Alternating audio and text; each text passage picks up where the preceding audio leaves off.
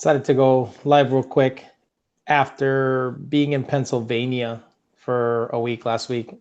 Before I go too further in, I'm gonna make sure that I'm not echoing or anything like that. So if you guys are online, let me know if I'm echoing or not, if you can hear me. What's up, guys? Just let me know if you hear me come through, because I'm not really aware if this thing can actually Boy, you guys are fast. Okay, awesome. Thank you. You guys say I'm good? I sound good? Good to go. So last week I was in Pennsylvania all week, and I was at Lund Racing HQ. And you want to talk about a jam-packed week, a week where we did everything. I'm telling you, we did everything. We went to a track rental. We messed around with the 4GT. I showed you guys that video that Monday.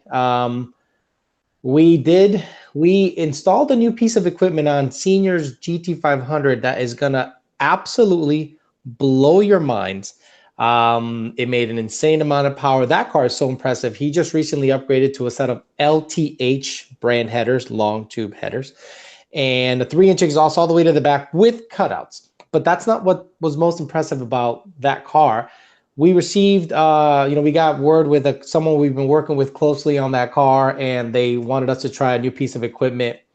And holy crap, I'm going to try to send a teaser video out tomorrow or the next day, a little teaser of what we did. I was in the middle of processing the video, and I thought it'd be a good opportunity to go live, talk some shit, take your questions. But real quick, Blue Goose got insanely consistent. Like, that car is a legitimate, consistent 7-second car. So that car went out with a brand new combination, new turbos, new motor, a couple of new ideas, and we found out real quickly we've hit some limitations on that car, like hardware limitations, especially the MAF sensor. So we're going to go ahead and redo the cold side, the charge side, and bigger tube, different sensor, and we can go party and really send it down the track with all the beans. We're probably going to redo some rear suspension stuff because it was cutting 1.2s, but we want it to be consistent 1.2s. And we're going to go ahead and see if we can get that Blue Goose quicker than 770. So the 6R80 overall record. Now you guys can segment your records whichever way you want, but the overall 6R80 record is held by Brett LaSala with an S197 with a 770. Our goal is to beat that in any capacity. And it's a 6R80 record, not a chassis record. He has the overall record. Technically, we have the quickest 6R80 S550, but that's such a micro record that we want to just say overall 6R80 record. So that's what happened last week. Blue Goose went 7s. Brandon DeRita, one of the Lund Racing tuners, went 9.0s. Dakota, he ended up going 1020s, a personal best with his twin turbo car at 10 pounds. Nothing crazy. He's not looking to break it. Still has a stock transmission. So I'll turn to the chat, start answering some questions, and we can go from there. But basically what I'm going to do today is just kind of talk a whole bunch of shit. Just I introduced Senior to Flat Earthers. That was actually pretty funny. I kind of showed him a show called Behind the Curve on Netflix. If you're on Netflix, you go Behind the Curve. That's the name of the show. Just watch it. Trust me, it's going to be worth it. You'll love it. Senior and his wife Cheryl were fascinated about all that stuff. So it was a good time. Alan Jimenez says, whatever happened to your dog? Oh, my dog, my OG fan here, Paulie. Paulie was my Boston Terrier. He went with the ex. You know how it is when it comes with the exes, right? You break up and then you got this dog and you're like, I want this fucking dog, because it was my dog, like legit would listen to me, but obviously I think she needed it more than I did, just for companionship or whatever. So the dog, I decided to let her have the dog, which honestly, I'll be honest, I regret that. That was the best dog I ever had. A Boston Terrier, 5.5 years old. Great little dog. So OG fan, he really knows his shit. Awesome.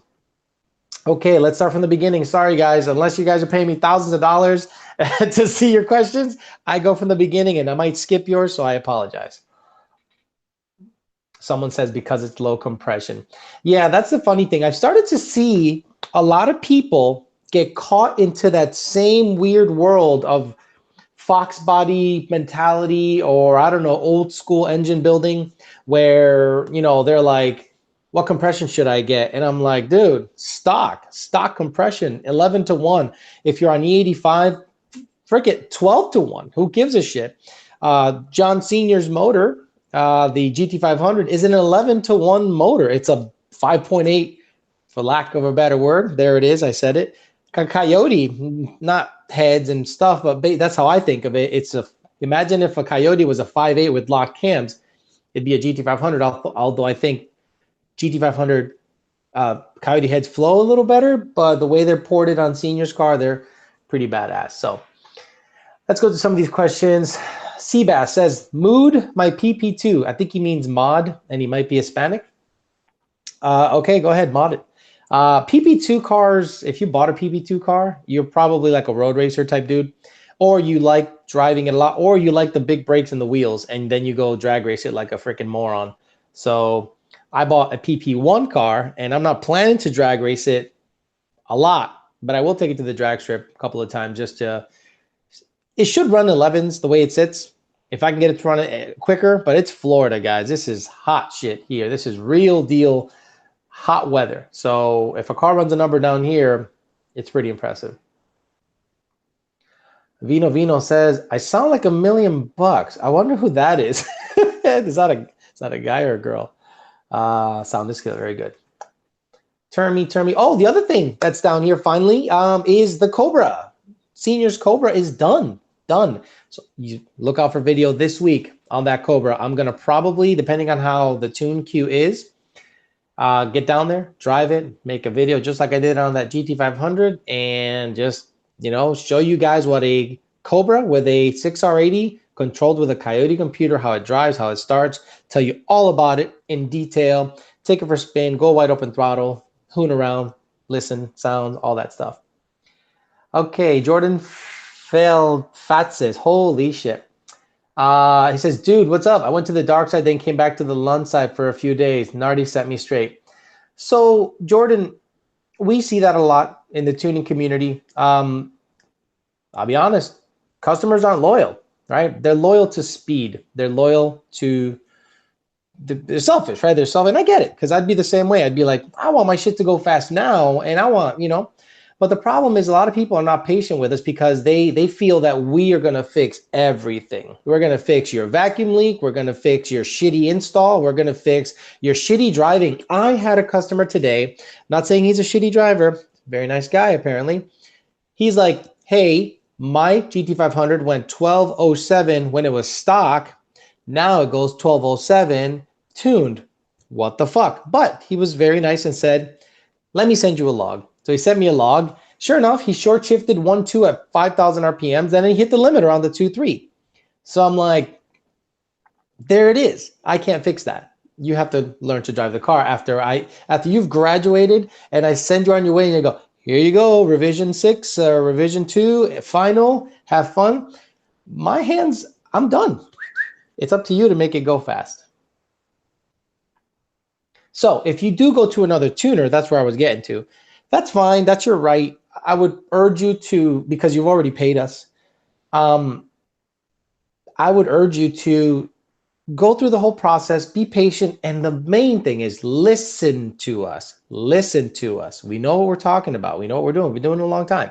So whenever I tell you got a vacuum leak, you're like, no, I don't. Yeah, you do. Trust me, you do. Oh, E85 tune runs like shit. Well, if the 93 tune didn't run like shit, and if I just change stoic in the computer, the 85 tune, as long as it's tested, the 85 should run fine. But if you're like, oh, 85 runs like shit, pump gas runs good. That makes no fucking sense. It makes no fucking sense. Okay. Oh my God, we love you. Oh, you guys are weird. Have you had a chance to test a Holley closed cold air intake? Supposedly makes 20 plus real horsepower. Look, this is where I'm at on cold airs. And I'm saying this as Alejandro Flores and not representing anyone else.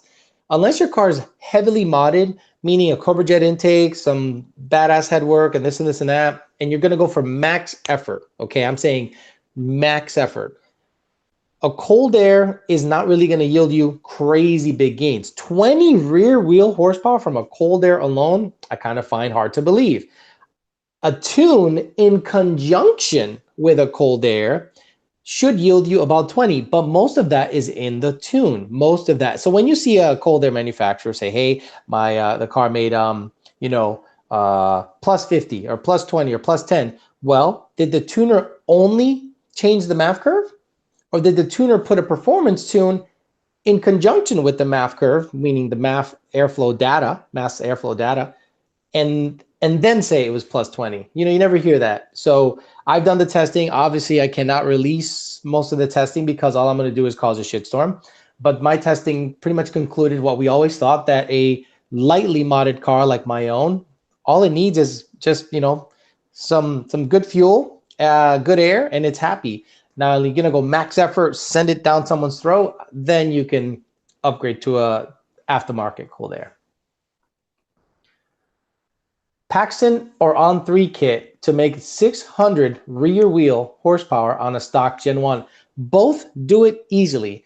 The Paxton blower, the only issue you're going to get with a Paxton blower, which Dakota and Brandon were experiencing last week, is false knock. So what happens with centrifugal blowers a lot, especially on manual cars, is on the 1, 2, 2, 3 shift, even the 3, 4 shift, you get crazy knock in between shifts. Now people will say, well, that's the tune. Well, we're not commanding high spark in that area. We're not commanding anything to have the tune throw a bunch of spark up there and then give you knock. What usually happens is, because the blower is mounted on the accessory drive in the front of the car and it's buzzing away, and you shift and the engine torques over and you do a 1-2 shift, and everything does that. You know, everything does kind of like this, shakes everything, knock sensors go up, and it pulls timing, even on the 85. So you have to be real cognizant of how you lay the pipes. You have to be real cognizant of how nothing's touching, and make sure that nothing's rubbing, because centrifugals are a bit of a noisemaker, similar to like a TVS.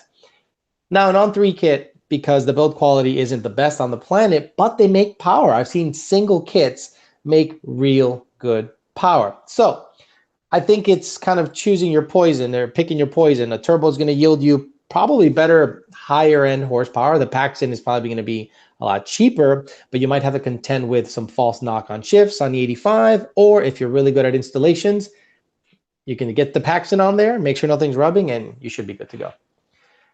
Just the 5.0 says, what converter would you recommend for a Gen 1 Coyote with a Ken Bell Whipple car under 700 rear wheel horsepower? So every Ken Bell Coyote.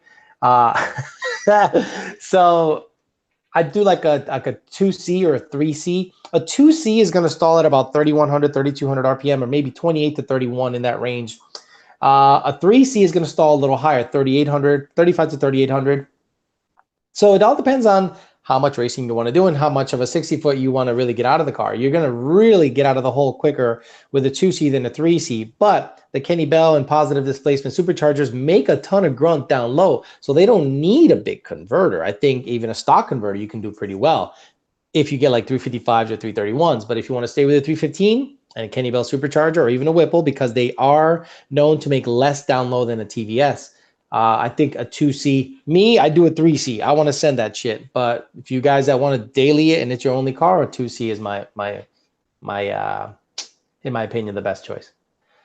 Do performance ignition coils give you horsepower or change the car? So Julio Velasquez, the Blue Goose has stock coils. The GT500 has stock coils. My red car had stock coils. They don't give you anything for performance gains. What can be faster? A naturally aspirated Gen 2 to Gen 3, both modded, same without power adder. The Gen 3 is going to walk all over the Gen 2. I guarantee it. Putting a Corsa long tubes on my 2017 with a 3400 saw from Circle D, stock other than a cold air. What do you think it'll run dyno out at? On pump gas, like a low 12, because you got a converter. You will be able to 60 foot if you got a sticky tire.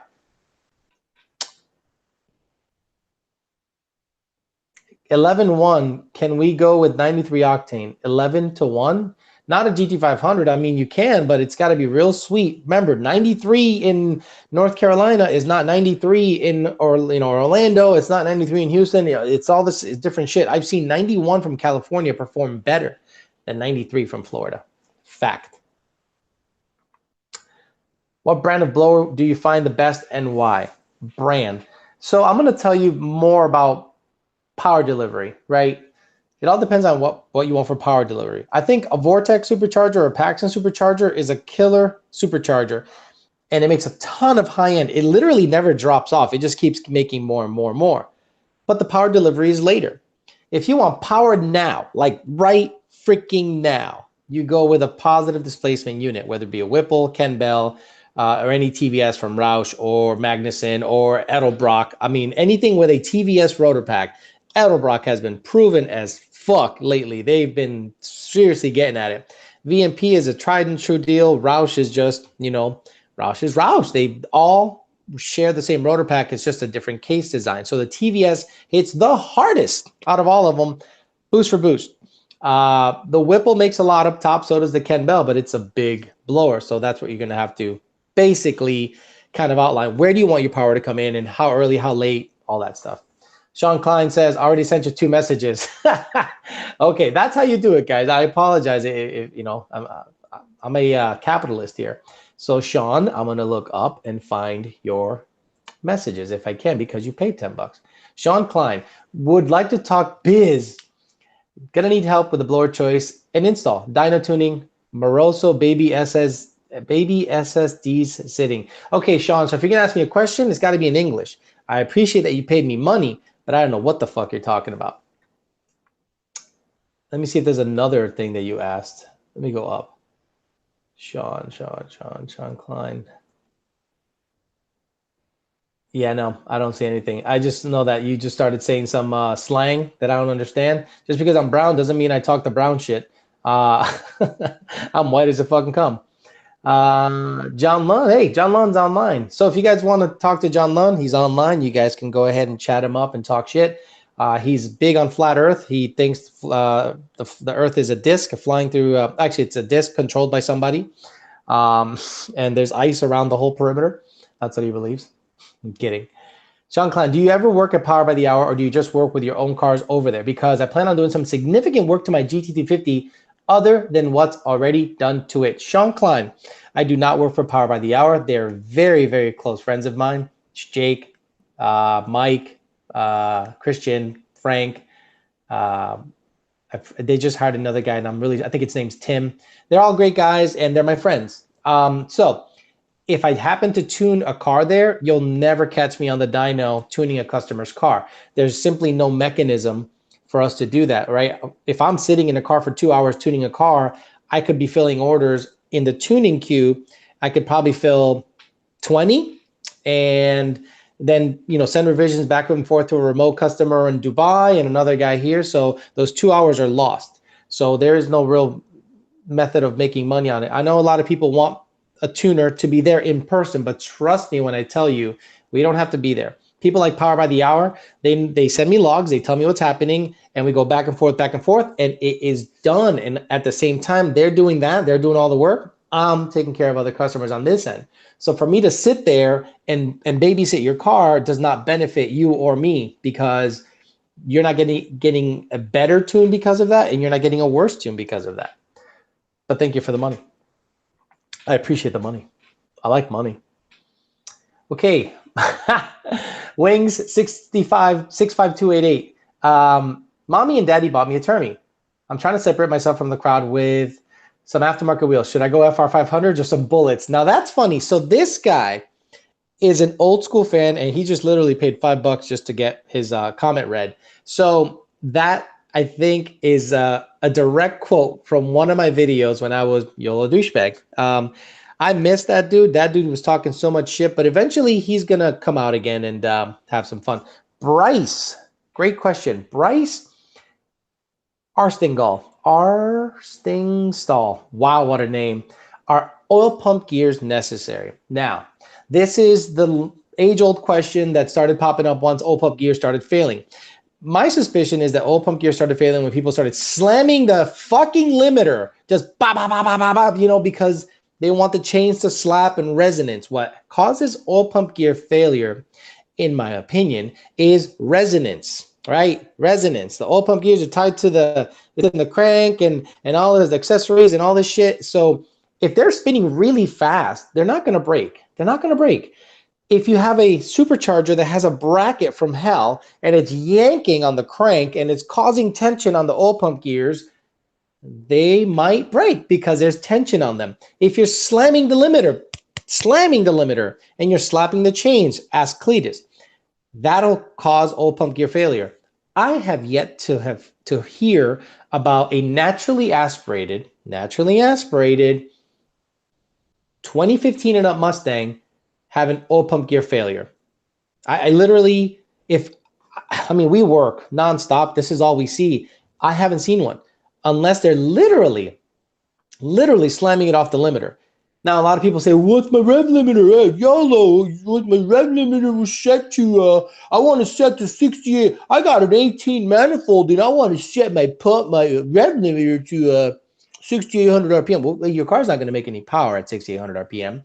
Well, I don't want my oil pump gears to fail. Your oil pump gears are not, I'm having a conversation with myself. Your oil pump gears are not going to fail because you rev it out. Think of it this way. If there is no limiter and you don't hit a limiter, you'll have less of a chance of breaking an oil pump gear than if there was a limiter lower that you can that you bump all the time.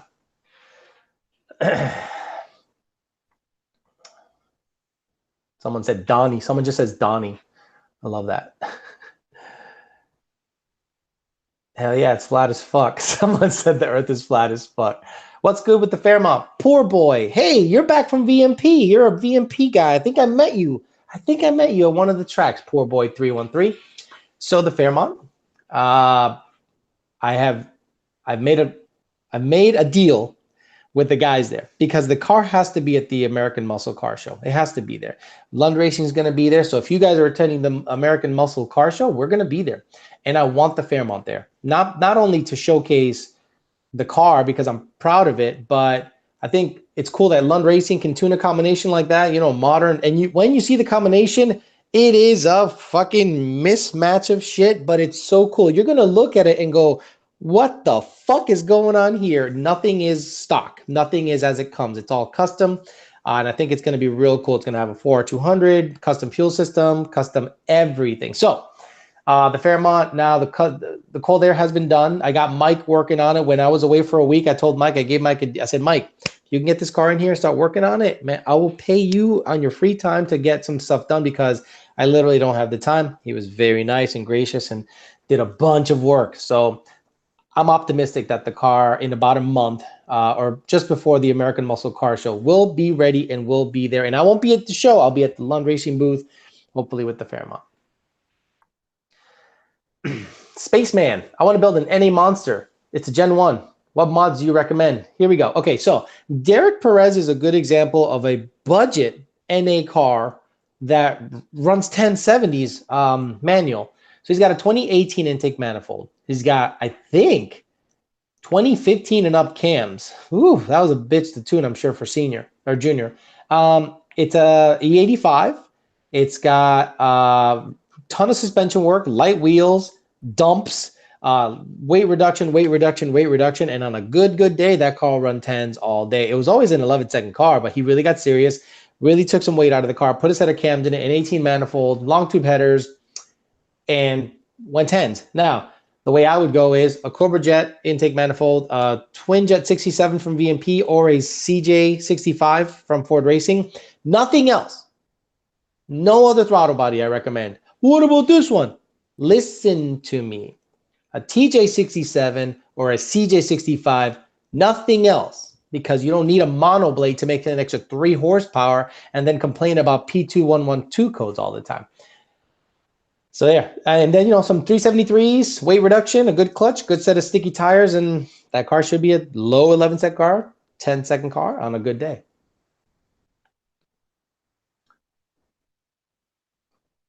My 14 GT with full exhaust and tune sounds cammed on cold start. Is that normal?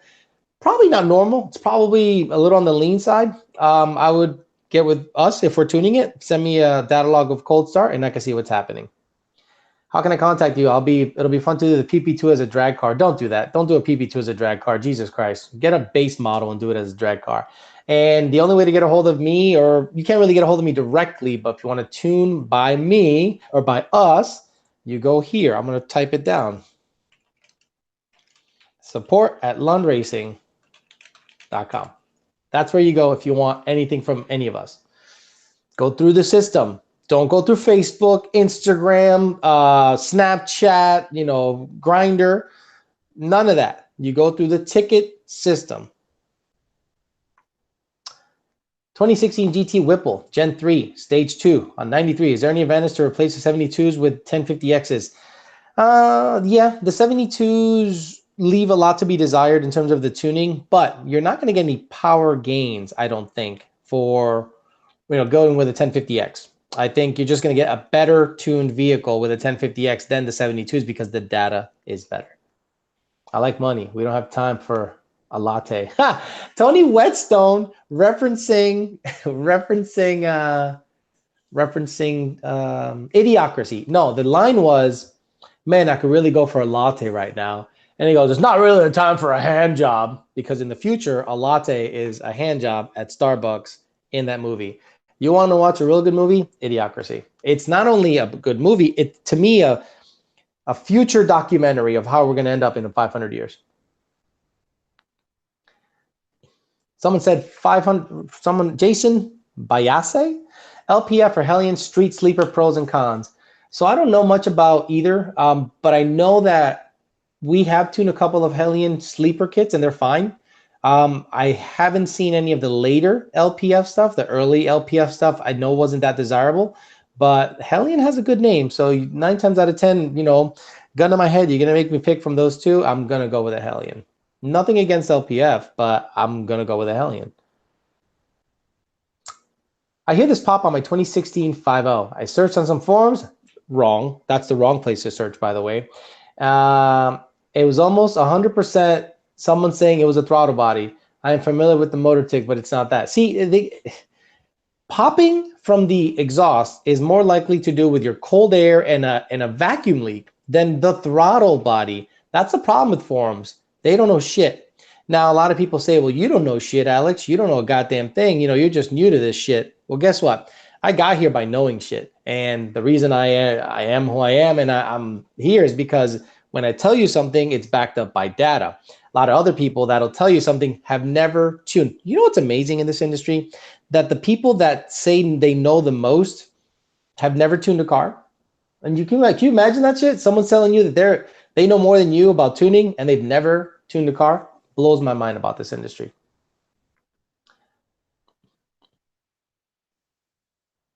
So, okay, looking through the questions here.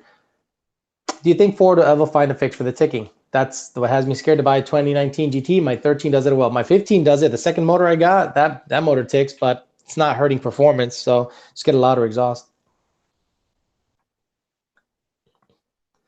Best movie ever, sad reality, it is a future. Random someone said, best movie ever, Idiocracy. It really is, guys. Watch Idiocracy. And if you don't like Idiocracy, just unsubscribe from my shit.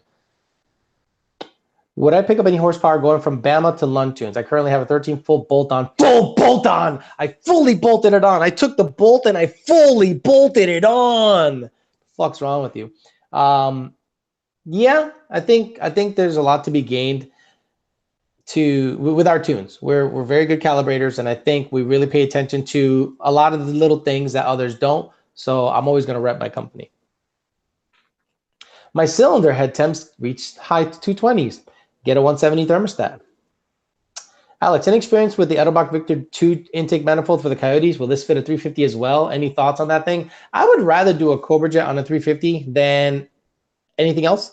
Nothing against Edelbach, but if you're going to go high revving, crazy horsepower, Cobra Jet's the top fucking dog, like it is.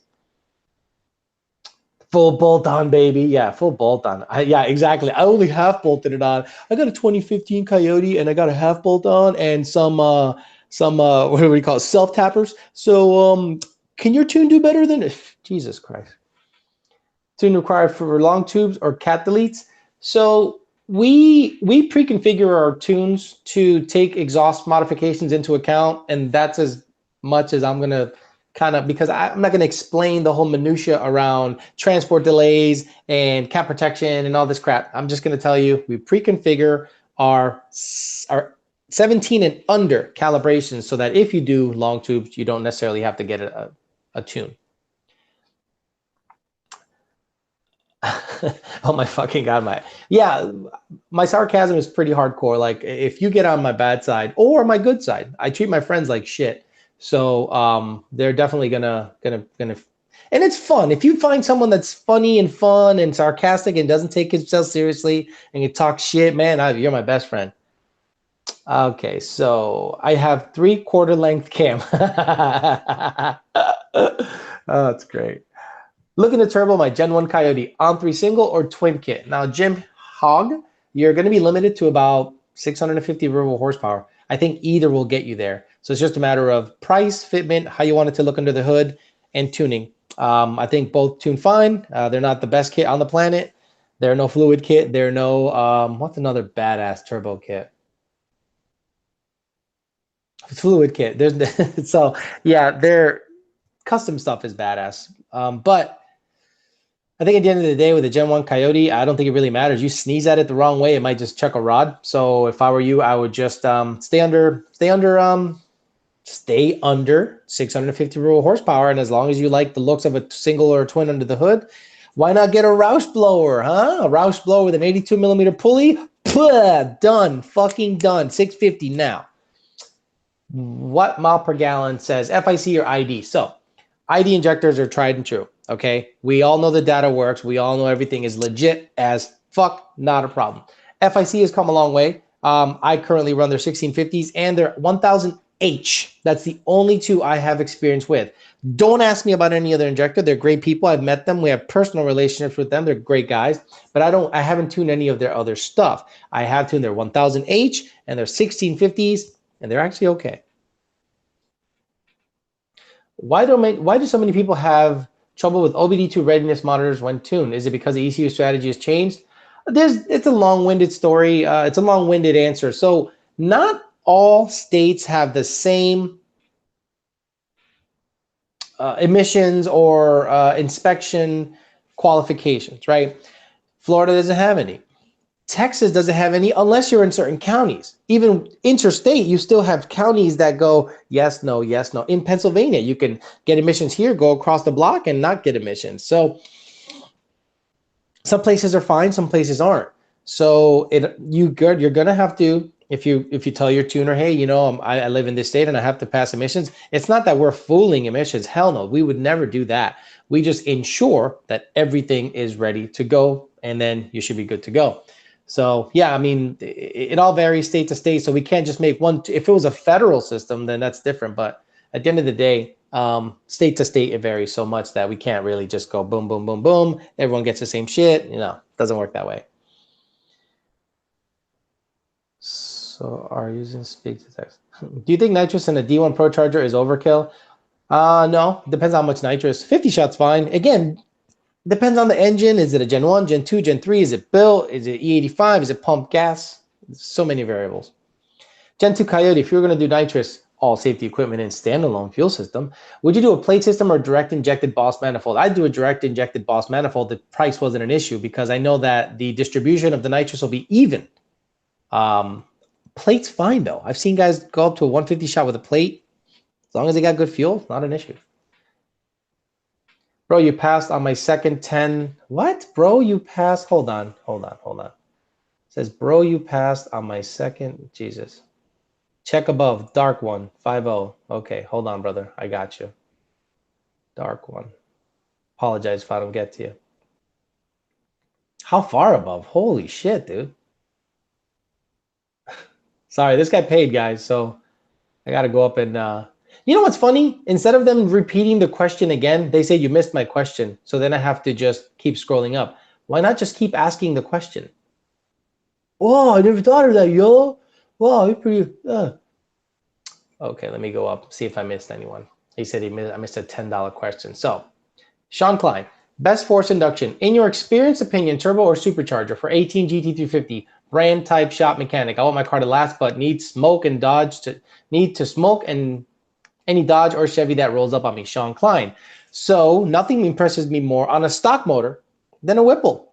Honestly, I've seen Whipple GT350s make 800 rear wheel horsepower with stock fuel pumps, twin boosted pumps, or a boosted pump and wired in, E85, make 800 wheel. Now, the problem with the GT350s is the transmission. It sucks, and don't ever let anyone tell you that it's better than an MT82. The GT350 transmission is straight garbage, muff cabbage. It has cabbage in its muff, so it is not good. And the clutch sure as fuck doesn't like to hold anything over 600 real horsepower. So what are you gonna have to do? You're gonna have to get them a cloud clutch or a mantic clutch. Then once you get that and you make 800, you're going to grenade that fucking transmission because it's not meant to hold that kind of horsepower. So what do you got to do to a GT350 after you put a Whipple on it, E85, make 800 wheels? You got to put a T56 in that son of a gun. That's what needs to happen, okay? I just saved you a bunch of time. Trust me. I've seen it so much. If you get a GT350 and you're going to want to party with a Whipple, make badass horsepower, you're going to have to do some clutch upgrades, transmission upgrades, really, really soon. And don't go that much above 800 because I don't want to say it's a ticking time bomb, but you know, it can make 800 for a long time as long as the tune is on point and you're on good fuel, ethanol or something like that. Don't be that pump gas guy trying to make max effort on pump gas. But clutch is going to be an issue when you make more power. Transmission is going to be an issue when you make more power. Sorry, I missed your question, Sean. Well, let's get back to it. Alex, any experience with the Edelbrock? Oh, wow, it went way up. Jesus. Okay, Johnny Speed, 07 GT500. Love those cars. They're fast becoming my new favorite Mustang. Is 07 to 09 GT500s. 07 GT500 wanting 750 to 800 wheel. Gen 3 VMP or 2.9 Whipple. Any pros or cons from one to the other? Lund tune or VMP tune? Are you fucking serious, Johnny Speed? You're asking me a Lund tune or a VMP tune? Are you fucking serious? Lund tune, and you don't need a Gen 3. A Gen 2R will get you that. A Gen 2R will get you close to 800 on the 85. Now, if you're one of these pump gas fucking retards, I can't help you. 750, 800 wheel, you need E85, return solid fuel system, ID 1300s, a 10% lower, a 2.4 upper, and a TVS, whether it's a 2.3 Gen 2R or a 2.6 or a 2.9 Whipple. All of them will get the job done. If you can spring for a set of cams, have at it. I just gave you the recipe.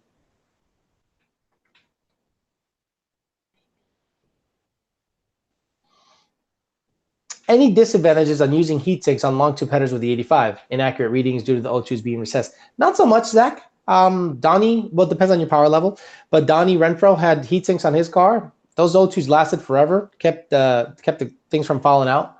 So he was pretty good with heat sinks. So I'm going based on his experience. John Lund, what would cause the breaking up after throttle blip and slowly rolling into throttle? KB 168 throttle body. Yeah, we've had a couple of KBs recently that just aren't being our friend. New Jersey, 5 years for inspection, but then it's New Jersey. Yeah, dude. This is the way I look at emissions testing. If you live in an emission state, you got to adhere to the laws of the state. Plain and simple. If you're out there trying to run on C16 and spewing gas and, you know, dumps and loud, and you're going to rely on us to make you pass, that's just not going to happen. We're not going to risk our business doing that bullshit. We're going to say, adhere to the laws of your state. Put on all the emissions equipment. We'll say, here's a tune that has all the ensures it has all the monitors ready, and then you should be able to pass. Daniel Stefanski, he ended up going to, he lives in Arizona. And those things wouldn't want to set even after many drive cycles. You know what he did? He put on the cats, he put on the stock exhaust, and we gave him, he used the same tune that I used previously that had everything ready, passed inspection. Nothing I did. He just installed the emissions equipment again. Dark One says, check above. Did I already get you, Dark One? Maybe. CMD, yeah, I don't know how far. Okay. Just ask the question again if I missed it. Me too. I run them 1650. And Evo says he runs the 1650s. Good. Tony Rosado. I have a 2012 GT Mustang, 140,000 miles. God damn. 12, and I have 12,000. What's the best way I could get at least 500 horsepower at the rear wheels? Cams. So a comp stage 3s. Port the heads. Send them to Brett Barber or Slocco. Port the Cobra Jet. Shit. That'll be close. That'll be kind of close. It'll be like 480, 490. It'll be real close. But depending on the port work and the cams, it should make some good jam for sure. Any 85, obviously, or some kind of ethanol, Ignite, whatever. Street Outlaws, question mark. What about Street Outlaws? Oh, if I'm watching it, I don't watch Street Outlaws. You guys watch Street Outlaws? Go ahead, go watch it. I don't watch that shit. No, look, they're fine. I just don't care. It's like Game of Thrones. Who gives a fuck? Like, no one gives a fuck. Just ordered a Circle D converter from my 2018 F-150, shooting for 10 seconds. All motor passes? Shit, you chose the wrong truck or the wrong vehicle. With no weight reduction, Cobra Jet intake headers, and a set of M&H tires. Shit, dude. That's going to be tough. I'm not saying it's impossible, but at full weight, that's going to be tough because Mustangs are having those issues. So if you can make it happen, you'd be the first, and that'd be real impressive, but you have an uphill battle. Preferred breakfast sandwich. I like the little wraps at Dunkin' Donuts, bacon, egg, and cheese wrap, $2, chilling. But I like just a bacon, egg, and cheese bagel also. I'm a bit of, I love to eat. That's my problem. That's why I go to the gym, just so I can eat. Do you still feel the Gen 2 is better than the Gen 3? Right now, that I still think they're on par when it comes to boost. Naturally aspirated, the Gen 3 has more compression. The automatic has closer gears, so it's going to be better initially. But when it comes to boost, to this day, I don't know anyone that's gone yet, and I'm sure it'll happen soon. 860s with a stock Gen 3 motor. Jesus Fajardo was really close, but Brian Luna went 860s, and I still think he has the real stock motor record. And what I mean by that is unopened, sealed, no studs, no nothing. But I know Sean went 820s, but he had regapped rings and head studs. Is it a stock rotating assembly? Stock close enough so he can claim the record if he wants. But to me, when someone says stock bottom or stock motor, means it's never been opened from the factory. A question from Michael Hernandez says, did you upgrade your brake booster when you had your S197 on Willwood brakes? Nope, stock stuff. Have you tuned 18 up F-150s? Just curious. Yes. They tune fine. They're just a pain in the ass to make them shift over 7,000, 8,000, but we got it down now. It's just we don't get that many truck customers. We get car customers. Okay. For a family man, do you recommend the Genesis 5.0? The new, what's it called? The G9 is fucking nice. It's badass. I think it's the G9 or something like that. It's a 5-liter. Then the other one is a 3.3 turbo. It is a big, nice, quick car. So yeah, I recommend it. I really liked it. Tony Rosado was like, well, I'm in Florida. I'm going to bring it to VMP. Bring it to VMP. If I order a Lund tune, will you do the tune? Probably not, Shane. It's whoever Nardi and Tyler's a new guy we hired. Whoever they assign it to gets it. It could be Brandon, it could be Junior, it could be real lucky and get Junior. Dakota, me, or Senior. John Lund says Lund is moving soon to a much larger facility after the move. Right. So part of the big news up there is that Lund Racing is going to close on a property that is so awesome and big and allows for a lot of growth. And I'm lucky that I've been involved in 2 companies that have gone from, I don't want to say mom and pop, but from small to pretty big. VMP was one, and now we're really making waves. And it's not because of me. I just happen to have good timing, or maybe it's because of me. Who knows? NA cams with blower, your thoughts? They're fine. Donnie Renfro had comp stage 3 NA cams. That thing made jam, it made power, so it wasn't a problem. Wow, okay. For a family man, okay, Greg D. I'm gonna try to be current. Okay, good, I'm pretty much caught up. Alex, any thoughts on the head porting on the GT350? Very close to Frankenstein engine dynamics, which are freaking great. So their pricing seemed reasonable. Yeah, man.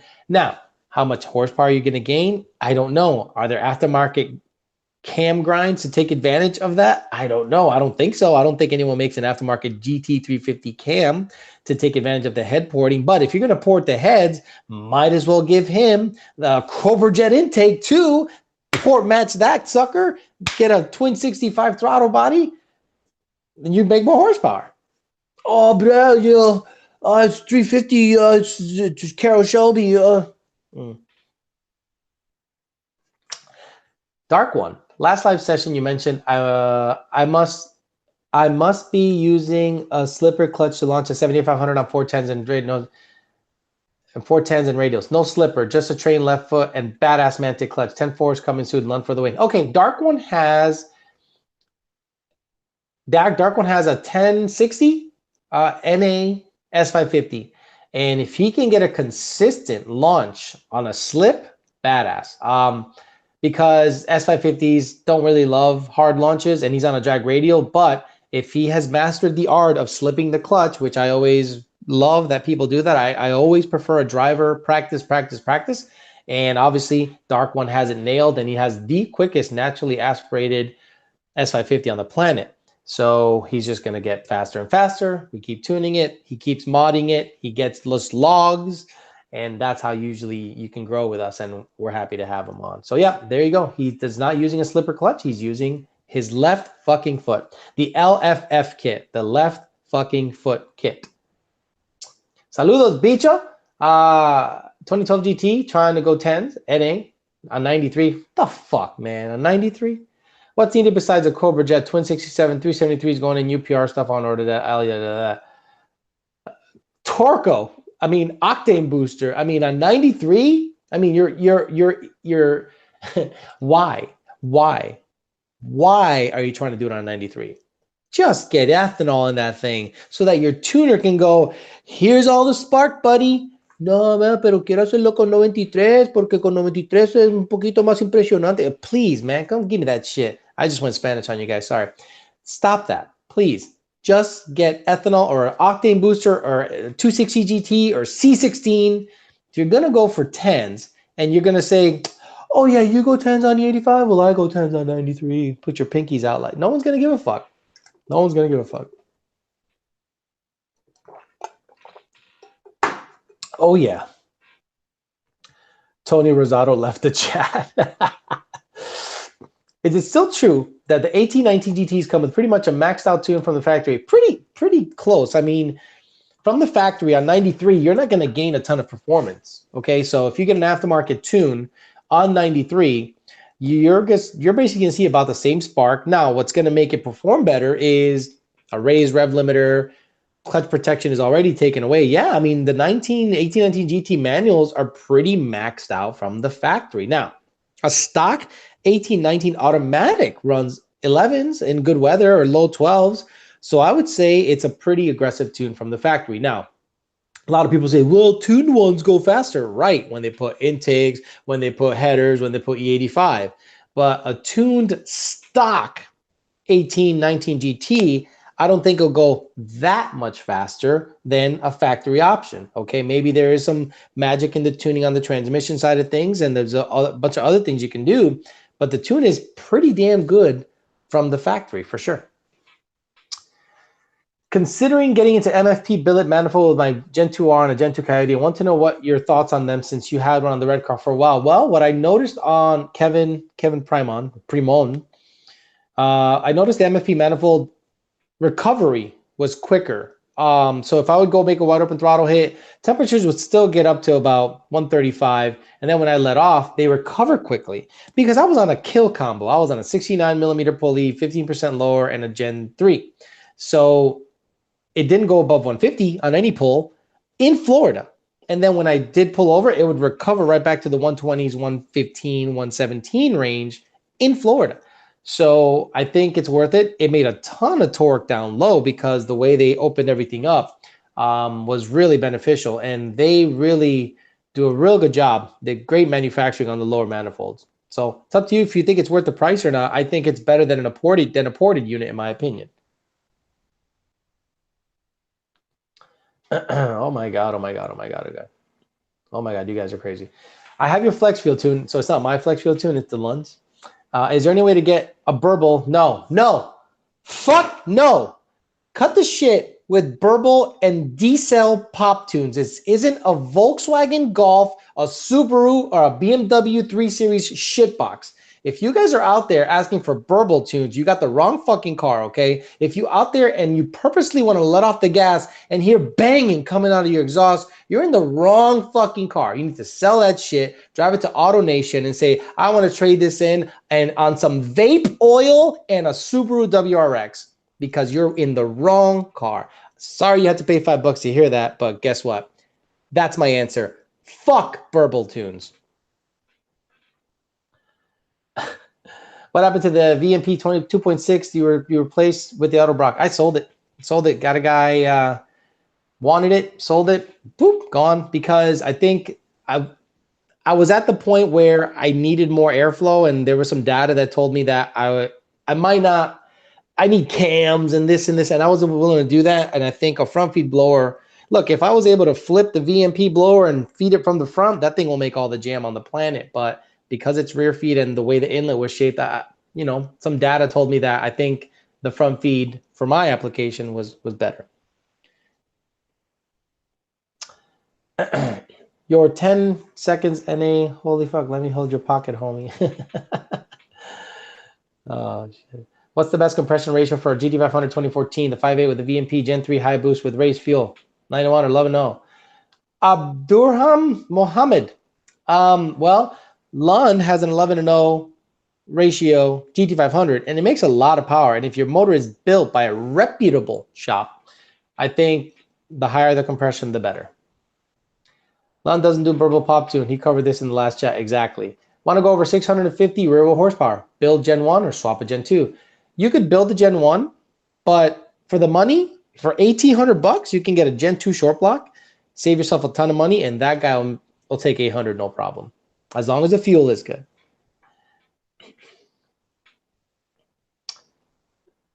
I'll go with the 85. I'll go with 85 N-gauge tune and JLT intake to start. Okay, they're obviously talking to themselves, so I'll just scroll down on the paid questions. Oh, Steel Magic. Hey, Alex, I don't mean to beat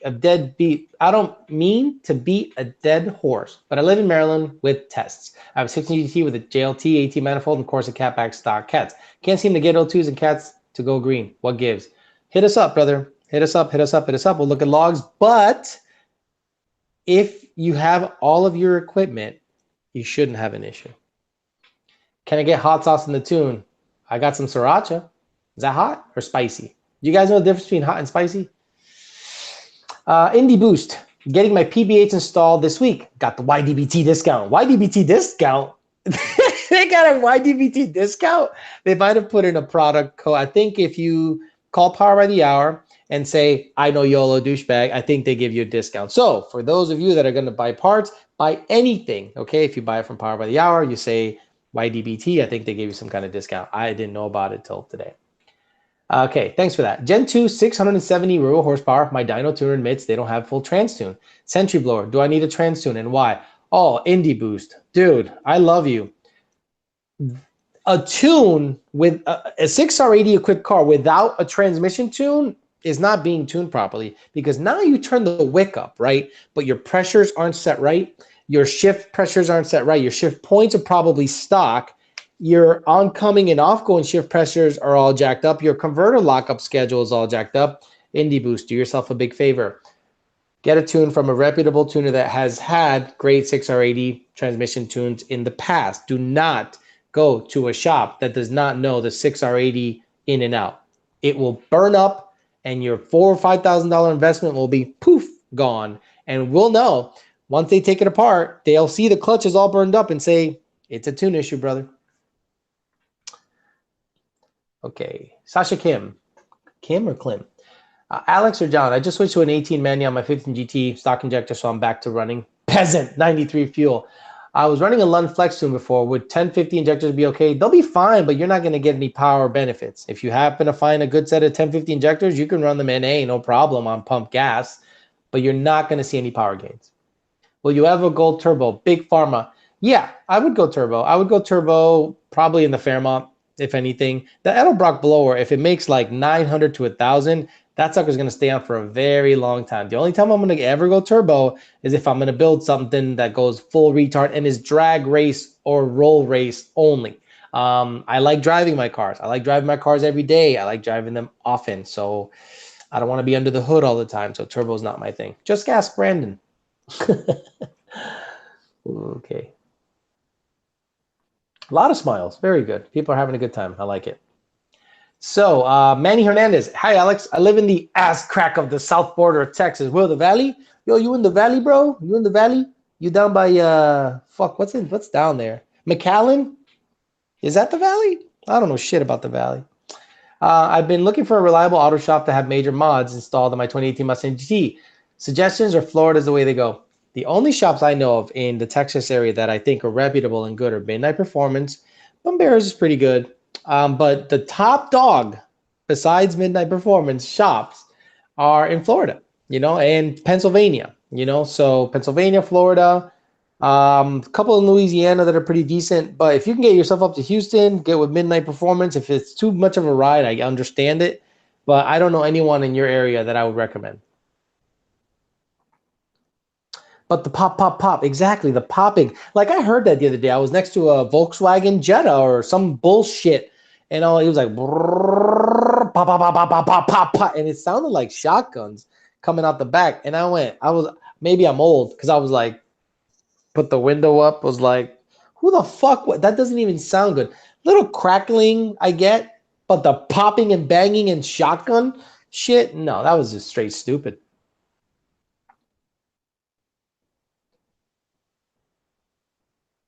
Howard May, 2015 Mustang, 5:44 p.m. Howard May, 2015 Mustang GT Roush Phase 2, made 625 rear horsepower, looking for 700 wheels. Should I get ID 1000 or 1050X? Either. But the fuel quality has to be there, not just the amount of fuel. How much horse pressures do Burble tunes add? That's great. Oh, shit. Boss manifold similar to CJ? What do you think? No, CJ's top dog. Dusty, John, I sent an email to support. Okay, well, wait for him to reply to it. It's 9:17 on a Monday. He's got some gin or whiskey. He's watching Real Evil Genius on Netflix right now. Just leave him alone. Ande way, no ande preguntando mamadas. Exactly, Alfredo. Hennessy, worth it? A waste of money or do-it-yourselfer? Sean Klein, waste of money. I will answer this question because I have personal experience. It's a waste of money. Go anywhere else. Hey, Alex, thanks for all the non-biased information and opinions. You're welcome, John Vazina. Rest in peace, the Burble tunes. No, look, the Burble tunes are going to go on forever because people are fucking racers, right? There's a bunch of racers out there, and they love just to get attention. And I get it, dude, but that is a stupid thing.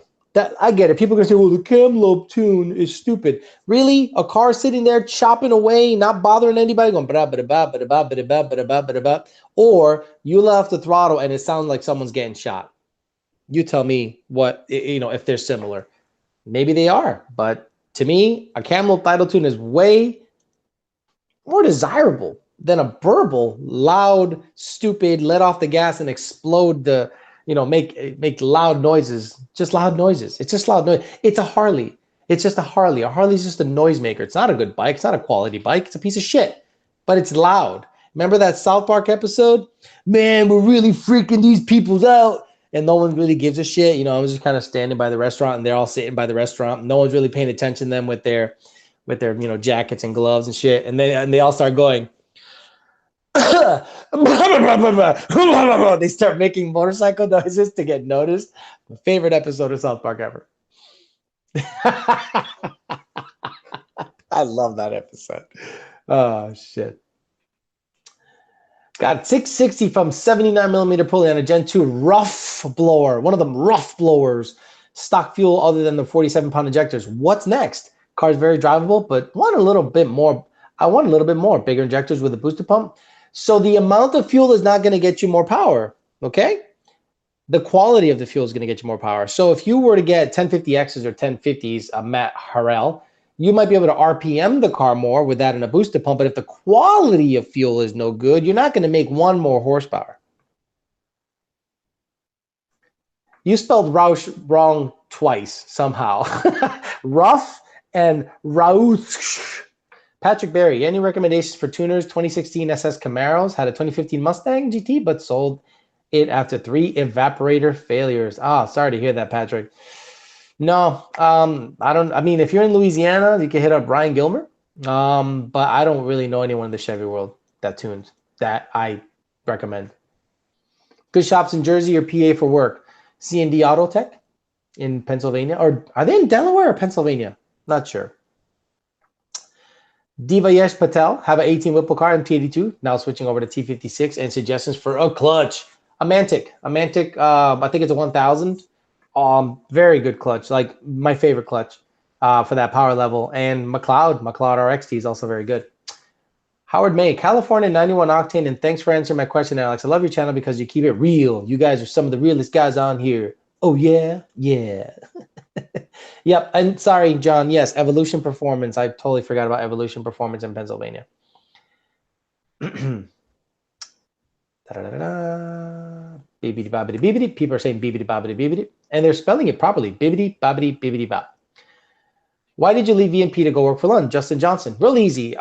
So when I was working at VMP, it was in Orlando, so I would have to drive up once a week, 200 miles basically, or 120, not 200 miles. It was a long drive to work there. And then the traveling, I didn't like the traveling. I mean, just we went everywhere to every stinking car show there was. It was a ton of traveling, and it wasn't desirable for me. I wanted more of a job where I was doing a task and I was really learning the craft. So VMP, they tune basically similar combos, naturally aspirated or blower.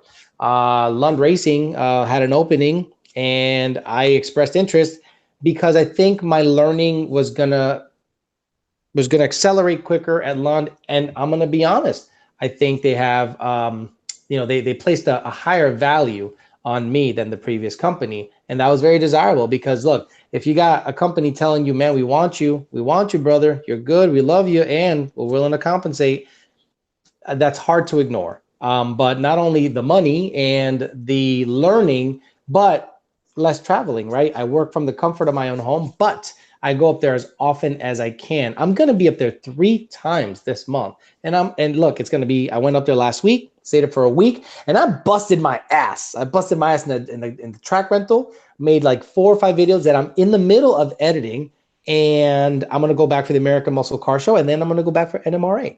So it's more of a family atmosphere. It's more of, they're in the absolute front of all Mustang calibrations of quickest 18s we got. You're usually the first to tune something properly, not just to say you tune it, the first to tune it properly. And I want to be at the forefront of that. And I think if you're not at the forefront of that, you're just playing catch up. So those were all the reasons that I went, because I think there was more growth. I think I hit a ceiling at the previous company, and I think with Lund there is no ceiling. I think that I can probably eventually, if I do want to, create a position and merge onto something else, whether it's outside sales, whether it's marketing, whether it's whatever. I think it's a possibility, but for right now, tuning is what I want to do, and I want to be in it, and I want to learn it as much as possible, because if I learn it and I become efficient at it, I make that money, I make money, life's good. Sorry for the long-winded answer, but that's a real answer. Shannon Dugan, if I give you a King Cobra, will you happily accept it? Is a King Cobra like a over the pants hand job? Not saying it wasn't the Burble tune, but if that's what they said, if that they want, why not do it? Because we don't want to do it. How's that? If you go to a chef, right, that makes a damn good steak, and you say, burn my shit, I want a hockey puck, he'll say, fuck you, I have a name, and I built this business based on what I do, and I do it well, and I'm not going to tell you to make a piece of shit, because I'm not going to take orders from you telling me to make my product shitty just because you want it shitty. That's plain and simple. If the customer wants it, that doesn't mean he always gets it. He can go somewhere else and get it.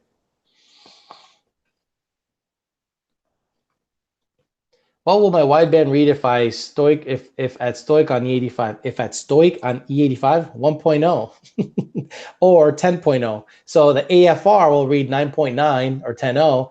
The lambda in your N gauge will say 1.0. Have you heard anything about the Gen 3 camshaft upgrades? Not personally, but John might have. How much torque can a stock MT82 clutch hold NA? 550. Ryan Gilmer, I went to high school with that dude. Cool, there you go. I live in Laredo area. I don't mind the trip. Looks like Florida's the way to go. Like my dad always said, si vas a hacer algo, hazlo bien. He's right. Would you recommend switching to a 170 or 160 thermostat? 170, John Lund pays more. He does pay me well, but I do more. I do a lot more at Lund Racing. Alex, would you ever Coyote swap a Pinto? I got a Maverick, so it's pretty close to a Pinto. My 2017 6R80 was on 85 in a Paxton, made a Burble type bang before upshifting. When the trying to give out, what went wrong? Happened last week, Lundy 85 tune. I don't know. The Paxton made a Burble type bang. You probably popped the charge pipe or something.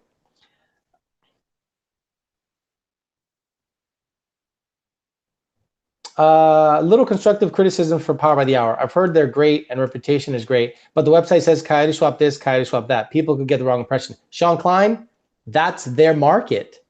That's their market. Coyote swap. They make harnesses, brackets. That's their market. Best street tires for racing, in your opinion? ET Street R, DOTs, same as racing. The same street tires, same as racing. Unless you mean like a bitch ass street tire, like a Continental or some Michelin shit. I don't fuck with that. You can do like a 555 or a R888, you know, or some dumb shit like that. But I go right for the racing tire. I go for the DOT Pro. I go for the ET Street SS. I go for the badass shit, or a slick. I don't fuck around with the, well, I heard the G2s are pretty good when it comes to, no, I don't do that shit. It's just a 6 wants a Burble tune. He can get a Burble tune, but not from us. Sorry. Get that shit out of here. Hey, Alex, do I need to change valve springs to reach 800 horsepower on a stock Gen 1, Gen 2 short block? Nope. We did it on a guy with a Roush blower, 69 millimeter upper, PMAS cold air in the 85, made 814 like nothing. Any more Burble tune questions? Burn my steak. Give me the Burble tune. Exactly. It's just like, oh yeah, let me go to what's a badass steakhouse, right? Dude, it's right at the tip of my tongue.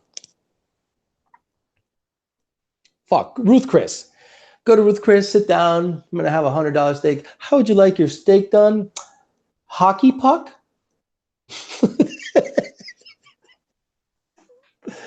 Oh shit.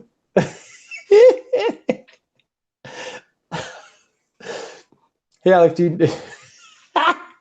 Shit. Sorry, I'm just reacting to some of the shit you guys are saying. Xander 13 has a Burble tune. I'm not surprised. How does one spend more money on his car without his wife finding out?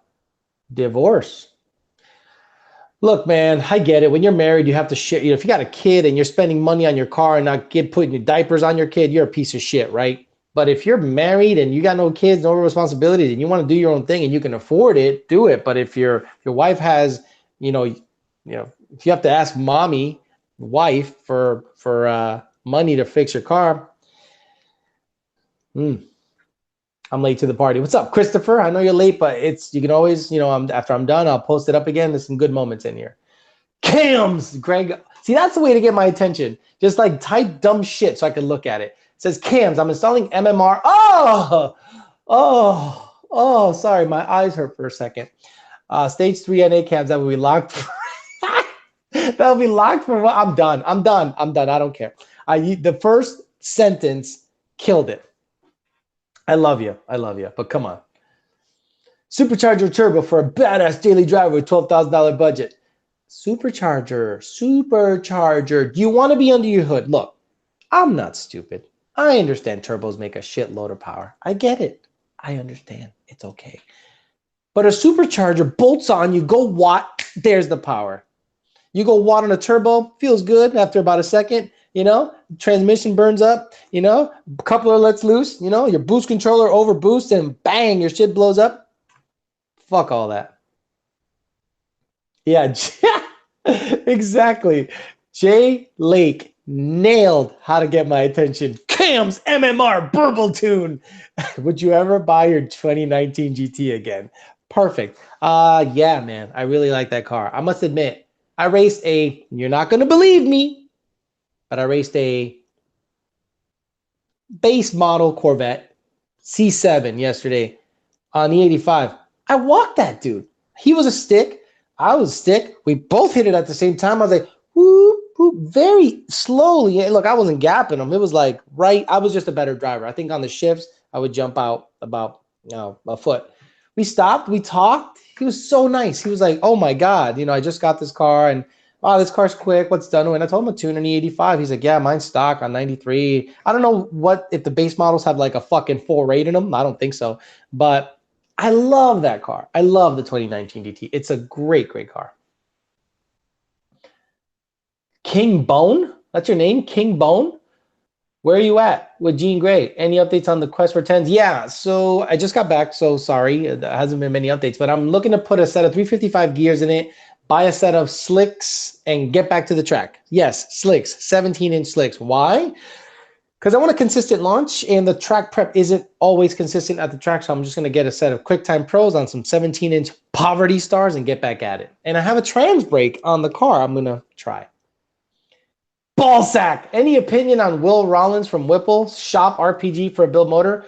I met Will Rollins at PRI. One of the most nicest, humble, laid back, the total opposite of me. Just a real good dude, quiet. Hey, Alex, how you doing? Hey, Will, we want to get a Whipple on your car? I'm like, fuck no, man. Are you crazy? He's like, oh, come on, let's get a Whipple on your car. And I'm like, nah, fuck that shit, bro. He was like, ah, ha, ha. Yeah. That's exactly how it went. What supercharger do you recommend then? Look, I'm a TVS guy because I want power now. So Edelbrock, #1, because they hooked me up with a blower. And I've seen what it does on Brian Devilbliss's car. Shit rolls out. Rolls out so good, it breaks shit. I mean, it breaks drive shafts. It fucks shit up. Anything with a TVS is my first option. Whipples, properly pulleyed, also make good power. YOLO douche, Matthew Durham. Is it worth locking the COM Stage 3 supercharger cams or Gen 2 in any aspect? It's not worth it for power because we can phase them to end up where they want to be. But I mean, I've seen some guys lock some cams that have some good results, but you got to get them locked by like a professional that has to degree them in, not just like you in your freaking garage with your boys. I don't know if there's a benefit. It's not going to drive that well because it'll have that overlap effect of chop. But that being said, they seem to make power, but we can do it with VCT also. So I don't think it's a thing yet. Can you bench press 315? Project 6, I can. Yes, I can. I was able to do it Sunday. I was able to do a chest day, and I said, fuck it. Let me put 3 plates on that bitch because I hadn't worked out over a week. And I was doing a lot of upper body and shoulder pressing exercises the week before and the weeks before. And I got on there and I got it down and waited, paused it, and it came right up. And I racked it right away because I didn't want to be that guy that brings it back down and can't get it off because I didn't have a spotter. But yes, I can. Recommend any good boost controller? Yeah, the AMS 2000. It's a badass boost controller, but the Boost Leash, E-Boost, those seem to be okay. LS or Coyote? Really, Emily? If I wanted to go full Gen 2 Coyote, swap my 80 Cobra and have PBH supply everything, engine trans, install, wiring, hydro boost, blah, blah, blah, blah, blah, blah. How much would something like that cost? You are going to be into it for over $15,000 to $17,000. Get ready for sticker shock. It's that much. So when do we get more F-150 content? When I get an F-150. Ruth Chris. Thank you, Michael Charlton. Late, but you got it. Do you like your bucket seats in your 2011? Did you like your... No, they were very uncomfortable. They were light, but they were very uncomfortable. Should I get a tubular radiator support from our Coyote swap notch? For extra space for the radiator and intercooler. Yeah. Yes. If it's not like a daily driven car and you don't worry about getting into an accident, sure. Emily Stanetta, mission accomplished. She got it. Or is it a guy? Balls Deep Racing. Can I get a refund? My question. Perfect, guys. That's how you do it. Alt Spark. Let me go up. That was very good. See, you guys are... I like my fans. My fans get it. You're not fuck boys. There's a lot of fuckboy fans out there that follow some dumb motherfuckers. I'm gonna look for your question. Dude, just type the question again, man. With like ballsack in front of it. Like ballsack, and ask the question and then I'll read it. Because that's how it works. Dookie stick. See? Bandy. Gale swallows. Oh, you guys are great.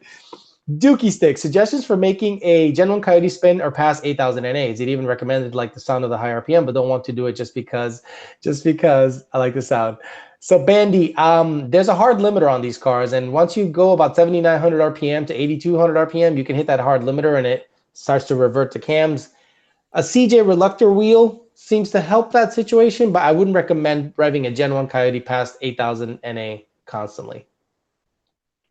Recommend any good boost controller.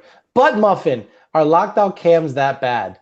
That was by Greg Oldland. Not that they're bad. It's just that they're not going to drive as good as a car with VCT. You know, you get the smooth factor. With locked cams, you'll hear some chop and they'll make power up top, but expect them to be a little lazy down low. If I wanted to do a full Gen 2 Coyote Swap 80 Cobra, he already asked that. Shit. Ballsack, would you recommend shaving my armpits and legs maybe head for weight reduction? Dude, I wouldn't recommend shaving your armpits. I did that once and I'm like, what the fuck am I doing? It actually like stank more. I think the hair is like a natural filter. I'm like, oh, you know, put some, you know, deodorant on, and like 2 hours later I was like, what the fuck? Ballsack, Gen 2 or Gen 3. Depends on what you want to do. Gen 2 boosted is pretty badass. Gen 3 NA is pretty badass and boosted. But if you want to be latest and greatest, Gen 3. If you want better bang for the buck, but still have good technology, it's Gen 2. All right, I'm going to start doing the countdown. I've been on for over an hour, and I want to actually finish the video editing that I'm doing for John's GT500. Hold my pocket. Should I get a 17 or 19.50 for an easy 8-second car? Is turbo supercharger would be easier. 17. Abel. Chucha. Alex, we need to see you go through them gears on the 19. Abel, I will be doing it. I'll go to the track in the 19. I've gotten a lot of peer pressure from everyone, so it's going to go to the track, and if I blow it up, you'll see it. Fuck it. Because why not do it for the likes? But I'm going to do that, so we'll see what happens. Shipfork Daddy, how hard it is to get to shift the 18 MT82 85 Lund tune. 7,800. Yeah, 7,800 seems to be where the clutch starts to go, fuck you. Binga, UPR, BMR, Steeda, White Line.